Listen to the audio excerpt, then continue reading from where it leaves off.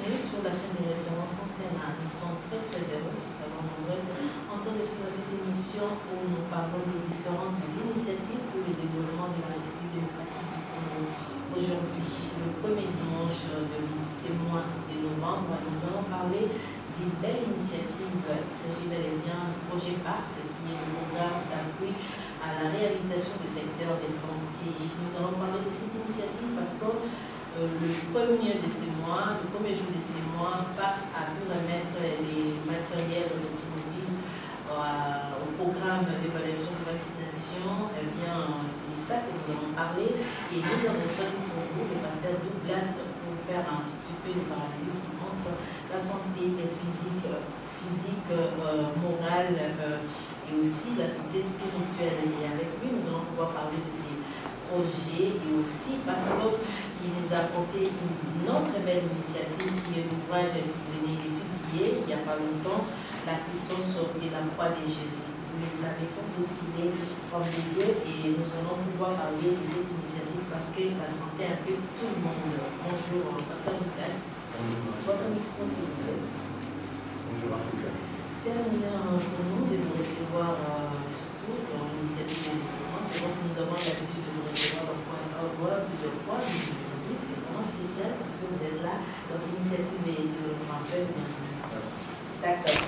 Nous allons parler du projet d'appui à la réhabilitation du secteur de santé parce que nous l'avons dit que l'initiative de développement, c'est une tranche qui nous permet de nous apporter aux différentes initiatives qui contribuent au développement de la République démocratique du Congo dans tous les secteurs, que ce soit le secteur de la santé, de l'agriculture, de l'agronomie. Bien, n'hésitez pas à nous apporter vos initiatives parce que le dimanche dernier, nous avons parlé de cette initiative de la CESCO qui a réhabilité les bâtiments qu'abrite le secrétaire général du sport.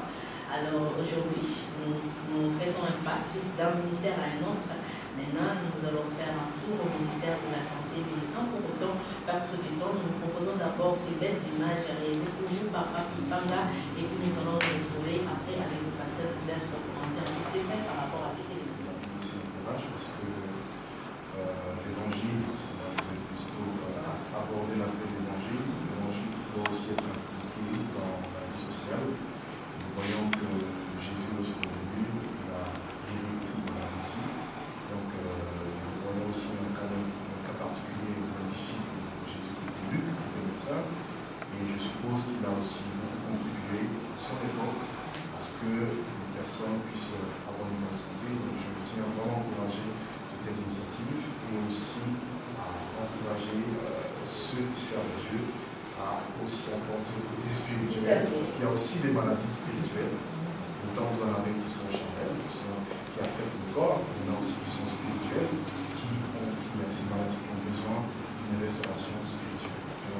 Alors, vous qui avez cette mission d'évangéliser partout, d'apporter la bonne nouvelle, que direz-vous à toutes ces personnes qui suivent à ces moments, justement par rapport à l'appui au développement spirituel? Quel message apporter, surtout à ces temps où l'horloge prophétique tend vers sa fin? Nous sommes vraiment arrivés à la fin du temps et nous voyons beaucoup de catastrophes, nous voyons beaucoup de fléaux qui sont aussi prédits dans la parole de Dieu, par le Seigneur lui-même. Et mon encouragement, c'est à ce que je veux vraiment encourager les chrétiens à se lever davantage dans la prière et à combattre ces fléaux qui, malheureusement, affectent et paralysent beaucoup de chrétiens, beaucoup d'églises. Et vraiment la prière et aussi, vous savez, dans la Bible nous voyons Timothée qui était malade et Paul lui a recommandé, a donné une recommandation qui était quand même assez particulière. Nous voyons Trophime, il dira j'ai laissé Trophime malade au milieu et ce n'est pas un péché d'aller consulter les médecins, voyez-vous. Donc il faudrait que tout soit conduit vraiment par le Seigneur, mais vraiment aussi surtout à se lever parce que nous avons beaucoup plus de maladies qui sont spirituelles et d'origine démoniaque qui ne peuvent être résolues que par la prière. Qui affecte en même temps le physique.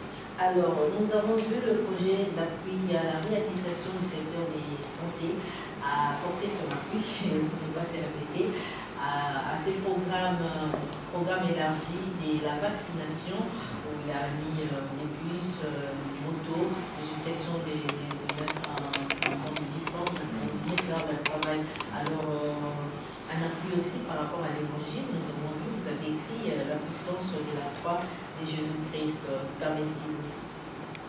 Alors, la puissance de la croix de Jésus-Christ, justement, c'est là répond à la question qui est fondamentale de l'histoire de l'humanité. L'homme ayant chuté dans la désobéissance, et cette désobéissance a ouvert la voie à toute forme de mot, je dirais, qui affecte aujourd'hui l'humanité, tant sur le plan spirituel que sur le plan physique, moral, psychique. Et la solution de Dieu pour le problème de l'humanité, c'était la croix. Pourquoi la croix? Parce que c'est à la croix que Jésus, qui est Dieu, s'est fait homme, il a pris la place de l'homme, 100% Dieu, 100% homme. En lui, en lui, il reposait la plénitude de la divinité. Il a pris le corps humain et il s'est substitué à notre place. Il a pris notre place, il s'est substitué à nous et il a payé de son sang, de sa vie, pour que nous recevions d'abord la vie éternelle. On peut recevoir une guérison sur le plan physique, mais la meilleure guérison, que j'aimerais vraiment interpeller toutes les personnes, même qui ne croient pas en Dieu, que la meilleure guérison, c'est la guérison spirituelle. Parce que seul Jésus-Christ peut apporter cette guérison par la croix. Il a versé son sang. Il déclare que ce n'est pas par de l'or, de l'argent, que vous avez été rachetés de la même manière de vivre, hérité de vos pères, mais c'est par le sang précieux d'un agneau sans défaut et sans tache. Donc Jésus a donné sa vie pour que nous puissions avoir accès auprès de Dieu, que nous puissions avoir la santé d'abord spirituelle. Jean le dira, je souhaite que tu prospères à tous égards et sois en bonne santé, mais comme prospère l'état de ton âme. Que servirait-il à une personne d'avoir une bonne santé, mais qu'à la mort d'aller en enfer? Donc je pense que la première santé, c'est d'abord la santé spirituelle qui est résolue par Jésus-Christ, par son sacrifice à la croix. Quelqu'un m'a dit qu'il aime écrire, et puis parce que quand il écrit, je pense qu'il communique l'expression de son âme. Alors, si vous nous arrivez de lire ces bouquets, ces livres écrits par Douglas, qui est le concept livre déjà? Ça, je suis à mon troisième. Voilà, le troisième livre, et que j'oubliais peut-être de résumer ces livres, et qu'on vous demandait de nous transmettre les mots-clés de ces livres, quelle est l'expression que vous voulez exprimer auprès de Congolais qui suivent à travers cet ouvrage. Ok, donc il y a plusieurs points et que je vais essayer de résumer. Le premier, c'est que Dieu a créé l'homme parfait, il a chuté par sa désobéissance, et la désobéissance a amené dans les maladies, le péché, les guerres, tout ce que vous voyez du monde aujourd'hui. Et Dieu voulait restaurer l'homme et il a donné provisoirement la solution au péché, c'était le sang des animaux. Et il prévoyait lui-même descendre au temps marqué. Voilà pourquoi nous avons plusieurs configurations. Nous voyons par exemple les autels qui étaient bâtis en Israël où on sacrifiait justement des animaux qui étaient l'image de Jésus-Christ. Nous voyons l'animal que Dieu lui-même avait tué, qui préfigurait Christ.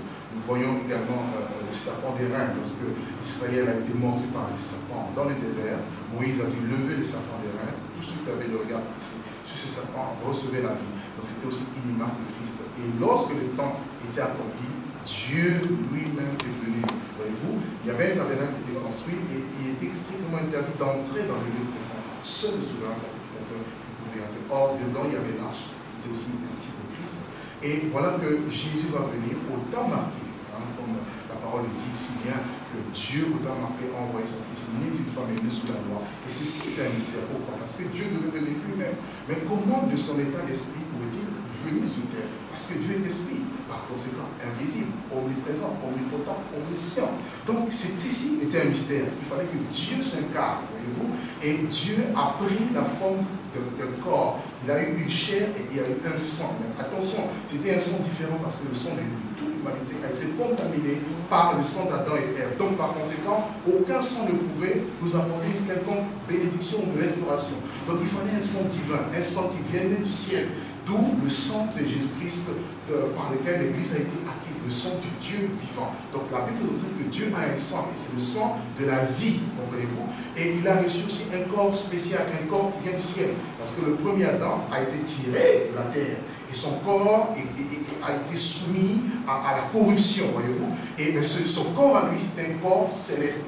Et voilà comment Dieu est venu, par un miracle, il a été placé dans le ventre de Marie, par la vertu, par la puissance du Saint-Esprit, et Marie a conçu, et Jésus est né. Jésus a eu un mode de vie exceptionnel. Il est rentré dans son ministère, il a fait 3 ans et demi de ministère, il a marqué l'humanité de par sa gloire, sa présence, sa puissance, et partout il passait, il n'y avait que de bons témoignages. La Bible dit, vous savez comment Dieu, avec fond du Saint-Esprit, de force Jésus, qui allait de lieu en lieu, qui guérissait justement, parce qu'on parle de santé, qui guérissait tout ce qui était sous l'empire du diable, parce que Dieu était avec lui.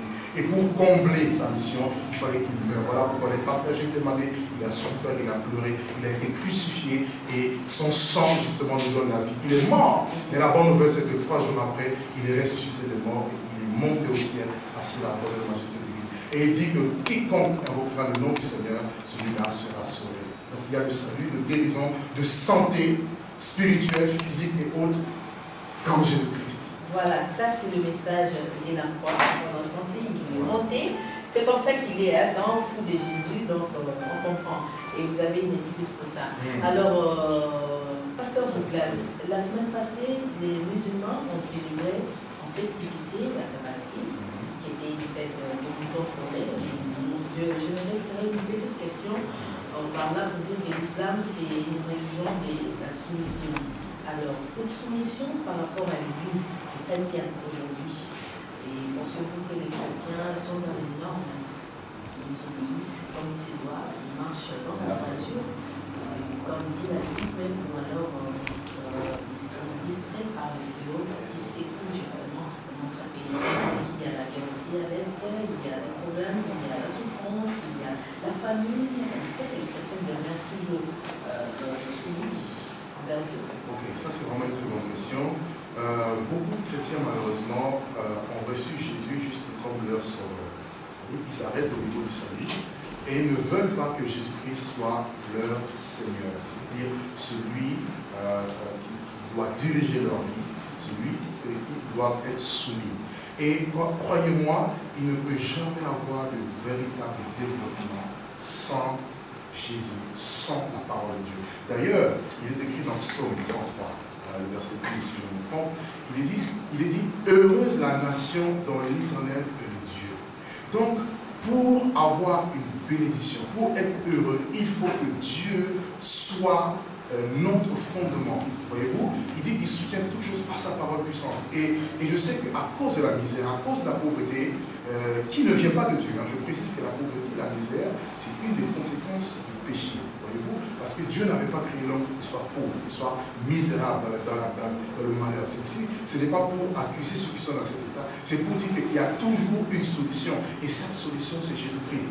Tu peux être dans ta situation difficile, tu es peut-être désemparé, tu ne sais pas vers qui te tourner, mais je peux te dire qu'il y a une porte à laquelle tu peux frapper, c'est Jésus-Christ. Parce qu'il dit que je connais, moi, les projets que j'ai formés sur vous, projets de paix et non de malheur pour vous donner un avenir et de l'espérance. Je pense qu'on croit, je crois plutôt, je ne veux pas dire je pense ça, je crois à la parole de Dieu qui est source de développement, de changement. Il y a certaines souffrances auxquelles Dieu nous soumet, c'est juste une formation. C'est juste un temps de désert. Mais tu ne vas pas aller en Égypte, tu ne vas pas mentir, tu ne vas pas voler, frauder sous couvert de la pauvreté. Donc s'il y en a qui sont dans cette situation, dans la prostitution ou dans quoi que ce soit, donc je pense qu'on peut sortir de là pour revenir à Jésus, pour revenir au Seigneur qui est capable justement de nous apporter la vraie santé, la santé spirituelle, la santé physique et autre chose. Voilà, ça c'est bien dit, pasteur Douglas, là ça me fait penser d'ailleurs à cette sœur qui a chanté mais la souffrance au pouvoir, mais le ciel qui vous dirait simplement l'occasion de suivre la chanson à la fin de cette émission pour que ça vienne d'éducation. Mais puisque nous allons peut-être vers la fin de notre émission, j'aimerais quand même que vous nous dites un petit mot, parce que nous avons dit projet PAX, initiative du développement dans le secteur de santé. Mais chrétien maintenant, quelle initiative pour le développement de la République? Ok, ça c'est vraiment une très grande question et je pense qu'il nous faudrait beaucoup de temps pour essayer de parler de ça. Donc, puis d'abord, j'aimerais encourager et sensibiliser les chrétiens, je dirais d'abord les conducteurs, les leaders, à avoir une vie de sainteté, avoir un comportement digne d'enfant de Dieu et ensuite de cela à prêcher le vrai évangile. C'est vrai que même dans les églises nous avons des cas, des personnes qui n'ont pas de moyens pour soutenir leurs besoins. Donc si on peut aussi de côté, mis à part l'œuvre de Dieu, mis à part l'église, mis à part tout ce que nous faisons, mettre aux hôpitaux, les orphelinats, travailler aussi dans le social, parce que l'amour de Dieu doit se démontrer, ce n'est pas seulement en parole, on aime en action et en vérité.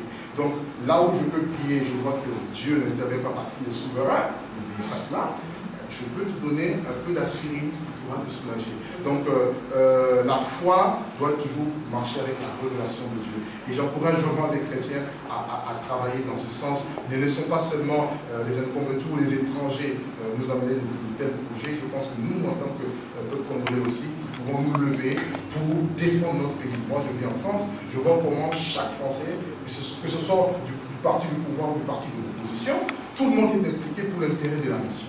Donc, nous ne voyons pas l'intérêt des hommes, mais nous voyons l'intérêt de la nation, de la population, et en ayant pour appui la parole de Dieu. Car heureuse la nation dans les baptêmes de Dieu. Et Jésus-Christ est capable aussi de guérir les malades. Alors, comment trouver le pasteur Douglas, son programme? Ok, le pasteur Douglas est encore là pour quelques temps. En tout cas, nous avons beaucoup de programmes à gauche et à droite. Je pense qu'on vous donnera le numéro. Et puis, voilà. Mais j'avais juste à cœur de prier juste une petite seconde pour les gens. Quelques secondes. C'est bon? Ok. Seigneur, si vous êtes malade, quelle que soit votre maladie, je vous demande de poser la main là où vous avez mal. Et même si vous regardez cette émission en différé, je crois que la puissance de Dieu est capable de vous toucher, de vous guérir, de vous libérer. Seigneur, au nom de Jésus, je prie pour mon frère, ma soeur, mon ami qui souffre, qui a une quelconque maladie, que ce soit spirituelle, physique, morale. Je prie, oh Dieu, au nom puissant de Jésus, afin que tu étendes ta main et que tu puisses les guérir et que toute maladie disparaisse. Au nom de Jésus-Christ de Nazareth. Amen. Merci beaucoup. Là, c'est la démonstration.